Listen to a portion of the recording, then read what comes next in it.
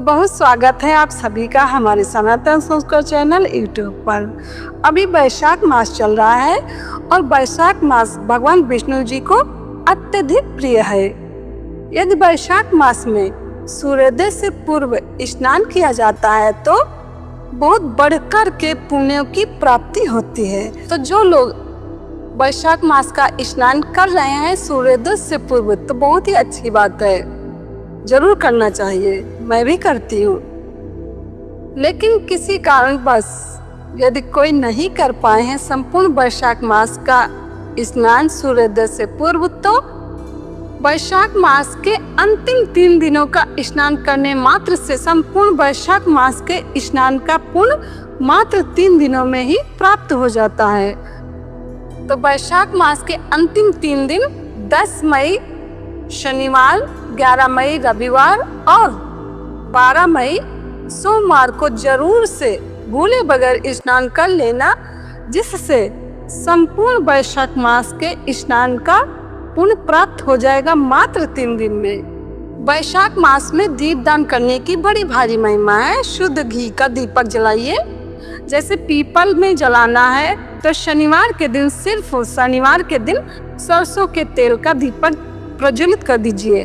बाकी के दिनों में आप शुद्ध घी का ही दीपक प्रज्वलित करें। जैसे कि पवित्र पेड़ है, जैसे कि पीपल है, तुलसी है, आंवला का वृक्ष है, बिल्व वृक्ष है, बट वृक्ष है।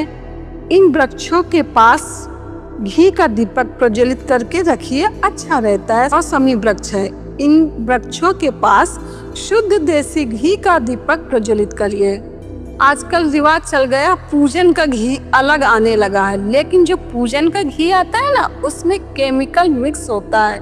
लेकिन मैं तो कहती हूँ भले ही कम खाएं और दीपक में भी कम घी डालें, लेकिन जो हम खाएं वही भगवान को भी हम समर्पित करें, यही अच्छा रहेगा। तो जिस वस्तु को हम इस्तेमाल नहीं कर रहे हैं, तो जो देने वाला है परमात्मा, तो उसके पूजन में हम क्यों केमिकल युक्त वस्तुओं का इस्तेमाल करें। तो इसलिए जिन वस्तुओं को हम स्वयं इस्तेमाल करें वही पूजन में भी इस्तेमाल करना चाहिए।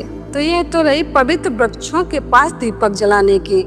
जिन लोगों ने संपूर्ण वैशाख मास भर दीपक प्रज्वलित किया है पवित्र जगहों में, पवित्र वृक्षों के पास, तो बहुत ही अच्छी बात है। जो किसी कारणवश रह गए हैं तो उन्हें 5 जगहों में इन 3 दिनों में दीपक अवश्य प्रज्वलित कर लेना चाहिए। जैसे कि पीपल वृक्ष है और तुलसी वृक्ष है, और घर में जहाँ पर पानी पीने का रखते हैं वहाँ पर भी आपको शुद्ध घी का ही दीपक प्रज्वलित करके रखना है। और जहाँ पे हम बैठ करके पूजन करते हैं घर में, उस जगह भी दीपक प्रज्वलित कर लीजिए। और मेन गेट के पास दाहिनी तरफ दीपक अवश्य प्रज्वलित करके रखिए। तो इस तरह से इन 3 दिनों में 5 जगहों पर दीपक अवश्य प्रज्वलित करके रखिए। तो 3 दिन के दीपक प्रज्वलित करने से और 3 दिन सूर्योदय से पूर्व स्नान करने मात्र से संपूर्ण वैशाख मास के स्नान का पुण्य भी मिलेगा और संपूर्ण वैशाख मास के दीपदान का पुण्य भी अवश्य मिलेगा। संदेह करने की बात नहीं है। तो इन 5 जगहों में दीपदान अवश्य करिए। और शनिवार है 10 तारीख को, इसलिए पीपल वृक्ष के पास सरसों के तेल का आप इस्तेमाल कर सकते हैं। तो ये भी बात यहाँ पर क्लियर हो जाती है। और आपके घर के आसपास कोई मंदिर है, गौशाला है, आपकी स्वेच्छा है, जाने की इच्छा है, सहज में जा सकते हो, तो वहाँ पर भी आप दीपदान कर सकते हैं। पवित्र नदी है, सहज में ही जा रहे हैं तो वहाँ भी आप दीपदान कर सकते हैं। तो ये भी बात यहाँ पर क्लियर हो गई कि वैशाख मास की अंतिम 3 तिथियाँ, यानी कि त्रयोदशी जो कि 10 तारीख शनिवार को है। वैसे तो शुक्रवार को त्रयोदशी लग जाएगी, लेकिन जो स्नान की तिथि है ना, वो सूर्योदय का महत्व रखती है।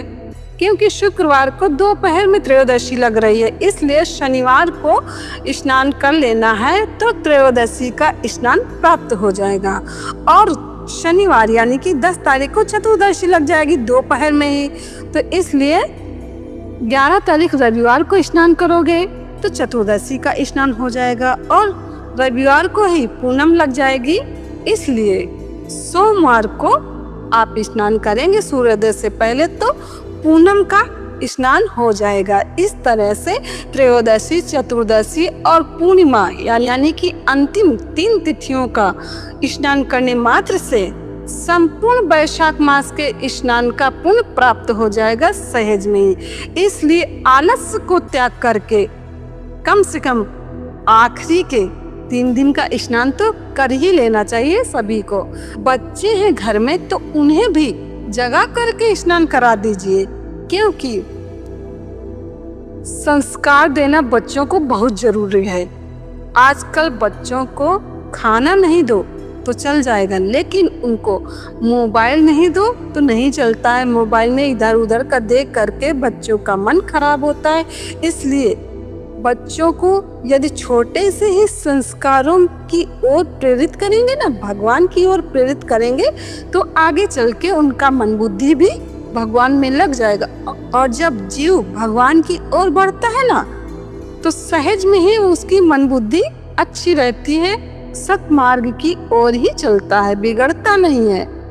इसलिए बच्चों को भी जगाकर स्नान करा दीजिए। वैशाख मास का स्नान अवश्य कर लेना चाहिए। जो लोग रह गए हैं वो लोग अंतिम 3 दिन का स्नान अवश्य करें, और जो लोग शुरू से करते आए हैं उन्हें तो अवश्य करना ही करना है, वो तो करेंगे ही, उसमें संदेह नहीं है। लेकिन जिन लोगों से रह गया है तो अंतिम 3 दिन का ही लाभ ले लीजिए, क्योंकि मनुष्य का जन्म मिला है, मनुष्य का शरीर मिला है, इसलिए सत्कर्म अवश्य कर लेना चाहिए।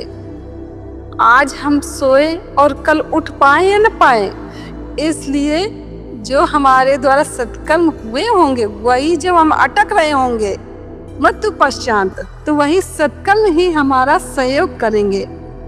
इसलिए सत्कर्म से दूर नहीं होना चाहिए, सत्कर्म अवश्य करना चाहिए। और दान पुण्य करने की महिमा है वैशाख मास में, तो यथासंभव दान दक्षिणा भी कर सकते हैं। नहीं कुछ तो गाय को रोटी अवश्य खिलाइए, खिलाते भी होंगे, और जो नहीं खिलाते हैं तो इन 3 दिनों में अवश्य खिलाइए। और हरा चारा मिल रहा है सहज में, तो हरा चारा भी आप खिला सकते हैं। तो वैशाख मास में श्रीमद् भगवद गीता का पाठ अवश्य करना चाहिए।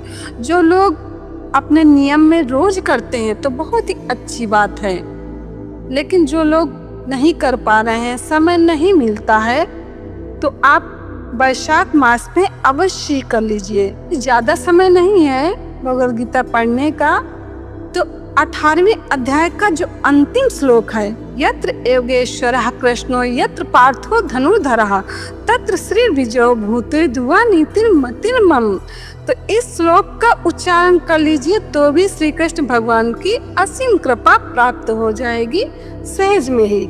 ये तो आप चलते फिरते उठते बैठते सहज में ही काम करते हुए कर सकते हैं। और वैशाख मास में विष्णु सहस्त्र नाम का पाठ करने की बड़ी भारी महिमा है।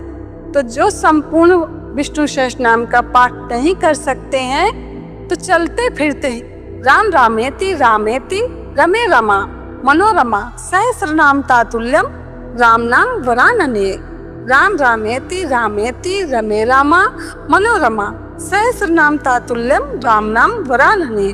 तो इस मंत्र का उच्चारण करने मात्र से संपूर्ण विष्णु सहस्त्र नाम के पाठ का पुण्य मिल जाता है सहज में ही। तो जितना अनुकूल हो सके सहज में ही कुछ न कुछ अवश्य करिएगा। और जिसने गुरु दीक्षा लिया है तो अपने मंत्र का भी जप अच्छे से करिएगा। तो यही महत्वपूर्ण जानकारी को यहाँ पर बताना था। जानकारी कैसी लगी कमेंट करके जरूर बताना। जय श्री कृष्ण।